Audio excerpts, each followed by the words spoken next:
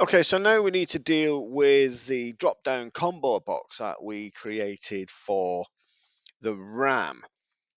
So the way that works, if you remember, is we just pick from a drop-down list from a combo box, whether the RAM is 8 or 16 or 32 or 256 or whatever numbers you put in that box. Okay, so this is going to basically deal with the combo box. So I'm just going to put in just a comment just to remind me that this is dealing with the RAM combo box, and it might be an idea to put some comments above on the selections you did, just to help you remember what they actually do and what they're actually for. Okay, so we want to do the same thing as before, because we're defining a function, so we need def, and we can, again, these functions, you call them whatever you like, but I'm going to call mine combo cell, because that just, we did cell before, short for selection. In this case, it's actually selecting from a combo box. I've only got one combo box, so I can just call it combo cell, but it doesn't really matter. You can call it what you want. Now, what you will have to do at this point, or Python will throw an error, is between the two brackets, you'll have to write event, so that it knows that that there's something a little bit different going on here. If you don't write that in there, it will throw a wobbly and say it needs something and it can't find it. So if you type event in there, that will work. If you want to understand a little bit more about how this works, then just Google it. Okay, combo underscore s. So this is my variable. So the same as we did above here, we defined a variable, but we had to convert it to a string. In this case, we don't have to do that because it's a number, but we do need to make sure it's a whole number. So it's an integer. And what we want to do is, we already had something defined called RAM combo. So again, if we scroll down, because you need to make sure that this is correct. Okay, if you look for your combo box down here, okay, we called it combo RAM.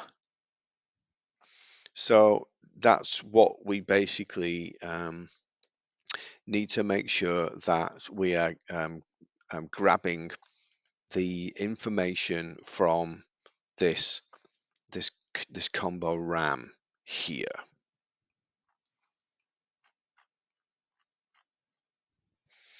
Okay, so it's going to be combo dot RAM, sorry, combo underscore RAM, because that's what we called it, dot get. Okay, so it's dot get is the same as it worked on the other one. It just gets whatever combo RAM is from that list, which is going to be 8, 16, 32, something along those lines. And then what we need to do then is we need to update the label. Now again, let's just go have a look, because the label we want to update is the one with the 0 that puts the price on. So let's just make sure we're getting this right. Okay, so here's a RAM, and the one that has the 0 on it, where's the RAM? That's the number of modules. RAM options. Did we not define one for the RAM? I thought we did. Yeah, we did, just here. This is the one we're looking to update, this 0. Okay, so what did we call it? We've got combo RAM value equals RAM options.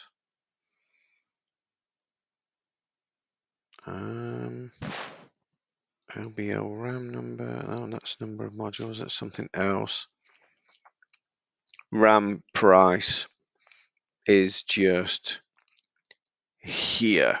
Okay, so I've called it LBL price, which is perhaps a bit confusing. Maybe I should have called it LBL RAM price, but because I've commented here, I know that this is the RAM price and I can see the text equals 0, so I know I'm updating the right thing here. But this is again another reason why it's probably a good idea to put comments in your code just in case you do something like this and you can't remember where it is later on. So I'm updating LBL underscore price.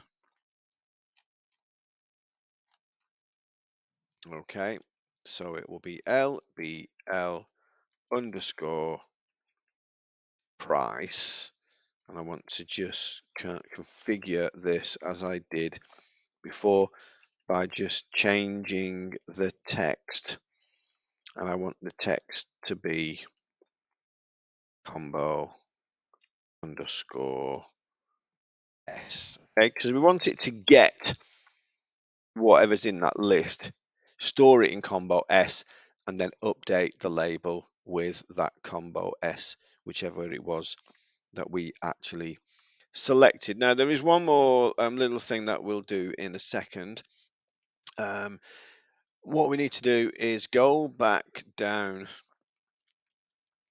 okay, to the relevant combo box where it says combo selected. Okay, so again, on mine, it's around about line 110. Yours might be slightly different.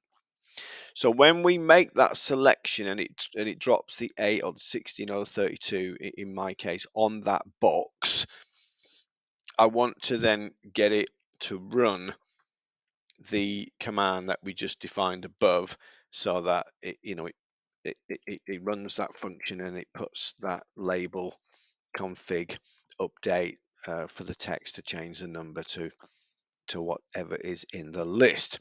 Okay, this one is actually slightly different. We've already bound a key, a mouse selection called combo selected. We don't actually need command on here. We just need to put combo underscore cell without the command, and it knows it's an event because we told it earlier on. So all we have to do at this point is just say combo cell, and it will know to run that command in there when that combo has been selected. Now, what it does at the moment is it just duplicates the number.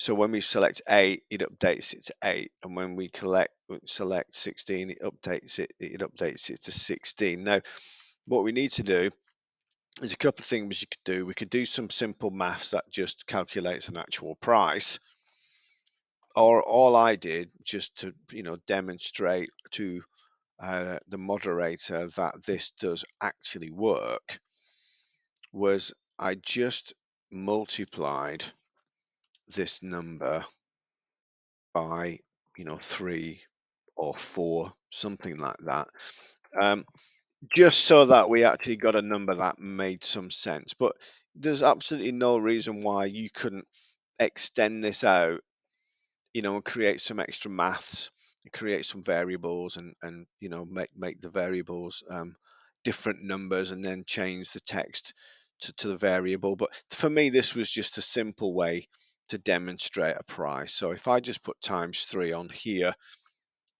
what happens when I select 8 is it just charges £24, and when 16 it charges £48. So it's not super accurate, but as a method for demonstrating that when you pick something from this list, it is actually a different price, it works fine. So if you wanted to use that method, you could. If you wanted to, define some variables and have it change and so on, then obviously you can do that, but it takes a little bit longer, and it needs a little bit more work. But this method works. It's not perfect, but for the purposes of the moderator seeing that a different price displays, it works fine.